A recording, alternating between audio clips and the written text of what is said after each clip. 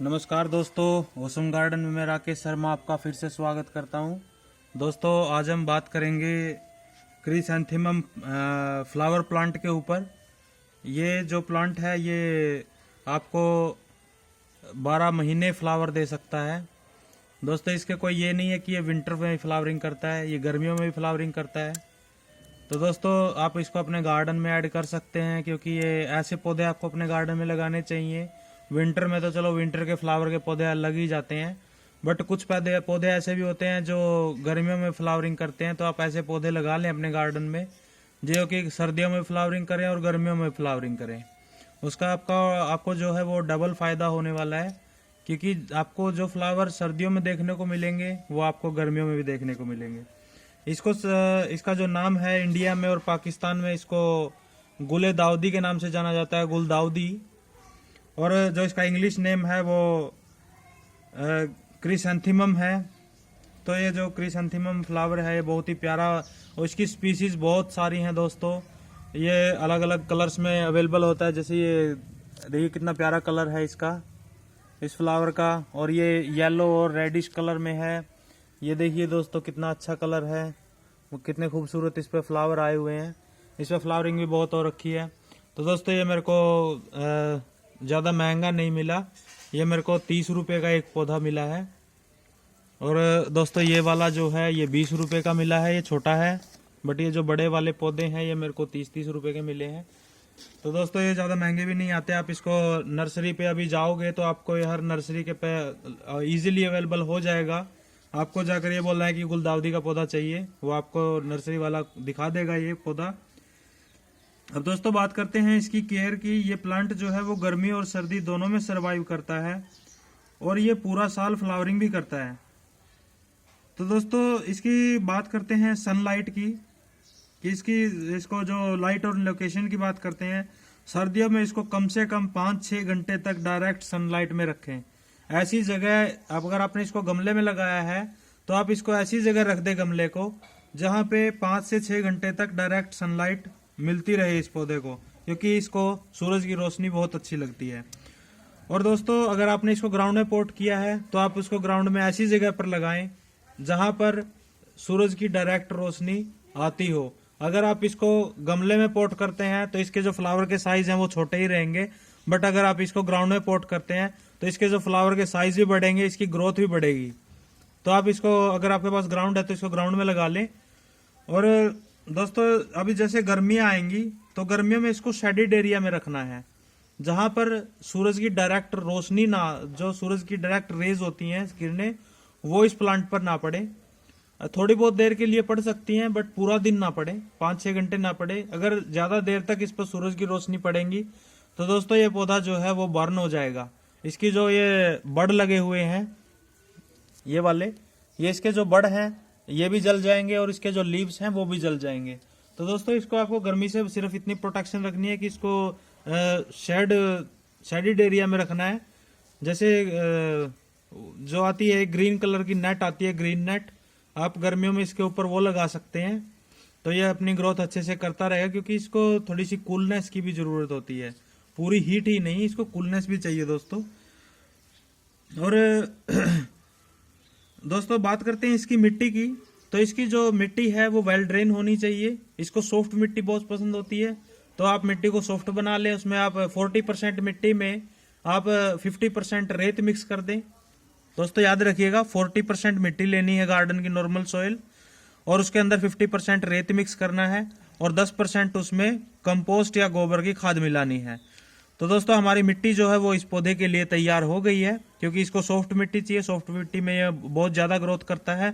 और well drain soil होनी चाहिए, कि हमने पानी दिया वो नीचे से जल्दी ड्रेन हो जाए। इस पर अगर ज्यादा देर तक पानी खड़ा रहेगा तो ये सर्वाइव नहीं कर पाएगा, और इसकी जो रूट्स हैं वो नीचे से गलने शुरू हो जाएंगी, रूट्स विल बी रोट। तो दोस्तों, अब बात करते हैं प्रोपगेशन की। तो दोस्तों, इसकी जो प्रोपगेशन है, इसके प्लांट्स कैसे तैयार किए जाते हैं। इसके प्लांट हम कटिंग से भी तैयार कर सकते हैं, और हम इसके प्लांट सीड से भी ग्रो कर सकते हैं। तो दोस्तों, इसकी प्रोपगेशन की बात हो गई। तो दोस्तों, अब बात करते हैं इसकी हाइट की। तो ये 3 से 4 फुट तक लंबा हो सकता है। अगर आप इसको ग्राउंड में पोट कर रहे हैं तो ये काफी लंबा बढ़ जाएगा, बट अगर आप इसको गमले में ग्रो कर रहे हैं तो आप एक चीज का ध्यान रखें, जैसे ये इसके ऊपर फ्लावर आए हुए हैं, इसके जब फ्लावर कंप्लीट हो जाते हैं, इसकी बडिंग भी सारी खिल जाती है, तो आप इसको यहां से रिमूव कर दें। मेरे कहने का मतलब समझे दोस्तों? तो इसको यहां से कट कर दें। इसके कट करने का मतलब है कि ये नीचे से, जैसे ये नए नए शूट हैं, ये नीचे से बहुत ज्यादा निकलेंगे, और जब ज्यादा निकलेंगे तो उसके ऊपर फ्लावरिंग भी बहुत ज्यादा होगी और इसकी हाइट भी ज्यादा नहीं बढ़ेगी। तो दोस्तों आई थिंक आपको सब कुछ समझ लग रहा होगा जो मैं आपको बता रहा हूं। अगर आपकी कोई क्वेरी रहती है तो आप मेरे कमेंट बॉक्स में पूछ सकते हैं, मैं आपकी क्वेश्चन का जवाब जरूर दूंगा दोस्तों। तो दोस्तों अब बात करते हैं इसकी प्रूनिंग की। प्रूनिंग मैंने आपको बता दिया कि अगर इसको जैसे ऊपर के फ्लावर खत्म हो जाएं, बड़ इसके पूरे खिल जाएं और फ्लावरिंग ये ना कर रहा हो, इसके फ्लावर सूख जाएं, तो आप इसको हाफ से कट कर दीजिए और नीचे से इसकी आप इसकी अच्छे से प्रूनिंग कर सकते हैं और ये नीचे से नई शूट निकालनी अपनी स्टार्ट कर देगा। तो दोस्तों बात करते हैं इसकी फर्टिलाइजर की। तो इसको आप गोबर की खाद दे सकते हैं। मैं केमिकली फर्टिलाइजर आपको डालने के लिए बिल्कुल नहीं कहूंगा दोस्तों, बट आप इसमें एक गमले में 4 दाने आप डीएपी के भी डाल सकते हैं। आपको करना क्या है, डीएपी के दाने गमले के ऊपर मिट्टी पे रखने हैं और उसको उंगली से नीचे दबा देना है। इसके बिल्कुल ट्रंक के पास मत रखिए, ट्रंक से 2 इंच दूर आप ऐसे 4 दाने चारों साइड लगा दीजिए और ऊपर से वाटरिंग कर दीजिए। तो ये पौधा जो है उसकी जो रूट्स हैं वो बहुत हैप्पी रहेंगी, उसको पूरा जो न्यूट्रिएंट हैं वो मिल जाएंगे। और इसमें आप एनपीके भी यूज कर सकते हो। एनपीके यूज करने से जो लीव्स के चमक होती है वो आ जाती है, फ्लावर का साइज बड़ा हो जाता है, पत्तों का साइज बड़ा हो जाता है। तो आप एनपीके भी यूज कर सकते हैं। एनपीके 20-20-20 होता है, वो आप यूज कर से करें। और एक जो डीएपी होता है, आप डीएपी भी यूज कर सकते हैं। तो दोस्तों अब बात करते हैं, इसको जो सॉफ्ट मिट्टी है वो बहुत पसंद होती है। तो आप इसकी हर 15-20 दिन में आप इसकी हल्की हल्की गुड़ाई कर दें खुरपी के साथ या किसी भी टूल के साथ। आप इसकी हल्की हल्की ऊपर सरफेस एरिया से गुड़ाई कर दें। गुड़ाई करने के बाद आप इसको एज इट इज 1 दिन के लिए छोड़ दें। नेक्स्ट डे वाटरिंग करें। जिस दिन आपने इसको गुड़ाई की है उसी दिन आप इसको वाटरिंग ना करें। तो दोस्तों आई थिंक आपको सब कुछ समझ लग रहा होगा जो मैं बताना चाह रहा हूं आपको। तो और इसका जो वाटरिंग है वो ओवर वाटरिंग ना करें। एक बार सर्दियों में इसको पानी की बहुत कम जरूरत होती है क्योंकि जो मॉइस्चर है मिट्टी का वो उड़ नहीं पाता, और आप इसको कम वाटरिंग करेंगे सर्दियों में तो ये अच्छे से सरवाइव करेगा और अच्छे से ये फूले फलेगा।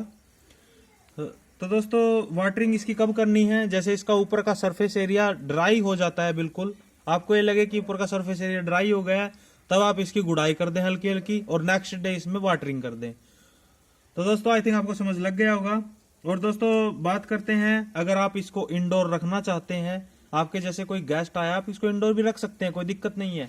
बस करना आपको ये होगा कि इसको 2 दिन डायरेक्ट सनलाइट में रखना है और 1 दिन आप इसको इंडोर रख सकते हो।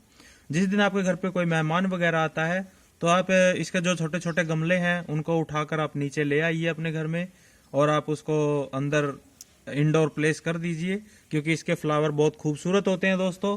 इसके फ्लावरों में खुशबू तो नहीं आती बट देखने में बहुत खूबसूरत होते हैं। और दोस्तों इसके जो फ्लावर हैं वो ऐसे लगते हैं जैसे ये आर्टिफिशियल है प्लांट, बट ये आर्टिफिशियल नहीं होता, ये बहुत ही खूबसूरत दिखने वाला पौधा है। आप इसको खरीद कर ले आइए और इसकी अच्छे से केयर कीजिए, अच्छे से इसको फर्टिलाइज कीजिए। और जो फर्टिलाइजर है वो आप 1 महीने के बाद एक महीने में 1 बार यूज करना है दोस्तों। अगर आप ज्यादा केमिकली फर्टिलाइजर इसमें डाल देंगे तो दोस्तों इसकी जो प्लांट है वो आपका डाई भी हो सकता है। इसलिए मैं केमिकली फर्टिलाइजर के ऊपर बिल्कुल फोकस नहीं करता, क्योंकि जो बिगनर्स होते हैं, जो जिन्होंने गार्डनिंग नई नई स्टार्ट की है, उन्हें केमिकल फर्टिलाइजर के बारे में, उनकी क्वांटिटी के बारे में पता नहीं होता कि कितनी यूज करनी है कितनी नहीं करनी है, तो वो ज्यादा डाल देते हैं जिस वजह से उनके प्लांट्स मर सकते हैं। तो गोबर की खाद भले ही ज्यादा भी डल जाए, कंपोस्ट ज्यादा डल जाए, तो उसका कोई फर्क नहीं पड़ता। तो दोस्तों मेरे कहने का मतलब आप समझ गए होंगे। और दोस्तों इसके जो फ्लावर होते हैं उनमें ये देखिए चींटियां, तितलियां, अगर आप चाहते हैं कि आपके जो गार्डन में बटरफ्लाईज आए तो आप ये प्लांट लगाइए, इस पे बटरफ्लाई भी आती हैं। और इस पे और भी, क्योंकि इसके जो स्टिग्मास होते हैं फ्लावर के अंदर, उसमें बहुत सारा जो मीठा रस होता है इसमें, जिसको चूसने के लिए वो आते हैं यहाँ पर। बट आपको कितना अच्छा लगेगा दोस्तों अगर गार्डन में आती हैं तितलियां। तो दोस्तों इसके अच्छे से इसकी वाटरिंग का ध्यान रखें, केयर करें। और दोस्तों अब मैं आपको एक चीज़ और दिखाना चाहता हूँ। अब मैंने इसकी जो प्रोपगेशन की वो बताई थी कि सीड से भी इसको ग्रो किया जा सकता है और कटिंग से भी ग्रो किया जा सकता है। कटिंग अगर दोस्तों हम इसकी ये वाली जैसे कटिंग है इसको काट के लगा देंगे तो ये जैसे ये हमारी टहनी है, अगर मैं इसको यहाँ से कट कर देता हूँ और इसको लगा देता हूँ सॉइल में, तो इसकी जो जर्मिनेशन रेट है वो बहुत ही कम होगी। तो दोस्तों इसमें ये ग्रो भी कर सकता है और नहीं भी, 50-50% चांस है दोस्तों। बट आपको एक मैं बहुत ही आसान तरीका बताने जा रहा हूँ इसको प्रोपगेट करने का, कि आप इसको एक प्लांट से 2 प्लांट, 3 प्लांट, 4 प्लांट ऐसे कैसे बना सकते हैं। तो दोस्तों जब ये गमले में लगा हुआ होगा तो ये अपनी जर्मिनेशन रूट से भी स्टार्ट करता है, जैसे कि आपको ये दिख रहा है दोस्तों। आई थिंक आपको अच्छे से दिख रहा होगा। ये जो प्लांट है ये बड़े वाला प्लांट है, ये मदर प्लांट है। बट इसके जो ये वाला प्लांट है, ये छोटे वाला, ये मिट्टी से ही आया हुआ है अपने आप ही। तो ये जो रूट लेवल से भी अपनी जर्मिनेशन स्टार्ट करता है, अपनी ग्रोथ बढ़ाता रहता है, इसके नीचे से भी आते रहते हैं। तो जैसे मुझे दिख रहा है ये इधर से आया हुआ है, तो मैं चाकू के साथ इसको मिट्टी से ही काट दूंगा। आई थिंक दोस्तों ये कट गया होगा, नहीं अभी नहीं कटा जी दोस्तों, ये कट गया। अब आप देख सकते हैं दोस्तों इसकी जो मैंने ये मिट्टी में से कटिंग काटी है, इस पे रूट्स कितनी अच्छे से आई हुई हैं। अगर मैं इसको इंडिविजुअल किसी पॉट में या फिर ग्राउंड में लगाता हूं तो ये बहुत ही आसानी से ग्रो करेगा। तो दोस्तों इसकी जो सबसे आसान इसको प्रोपगेशन करने का यही सबसे बढ़िया तरीका है। और बहुत से तरीके हैं, जैसे इसकी स्टेम काट के लगाइए तो उसकी जो जर्मिनेशन में प्रॉब्लम हो सकती है।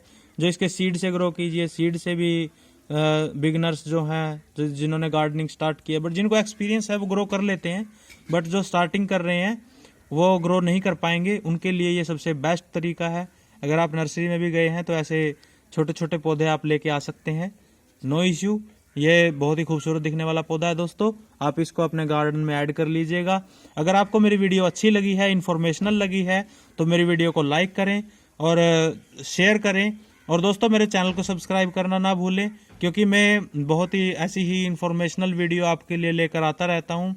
डेली में कोई ना कोई किसी न किसी प्लांट पे कोई ना कोई इन्फॉर्मेशन आपको ज़रूर देता हूँ। फर्टिलाइज़र पे या फिर प्लांट पे हो या फिर वेजिटेबल पे प्लांट पे हो, मैं आपको देता रहता हूँ। और तो दोस्तों आई थिंक मेरी वीडियो आपको अच्छी लगी हो तो दोस्तों चैनल को सब्सक्राइब जरूर कर लें। तो वीडियो देखने के लिए धन्यवाद। मिलते हैं नेक्स्ट वीडियो में किसी नई इन्फॉर्मेशन के साथ। तब तक के लिए मुझे विदा दीजिए। धन्यवाद दोस्तों। जय हिंद, जय भारत।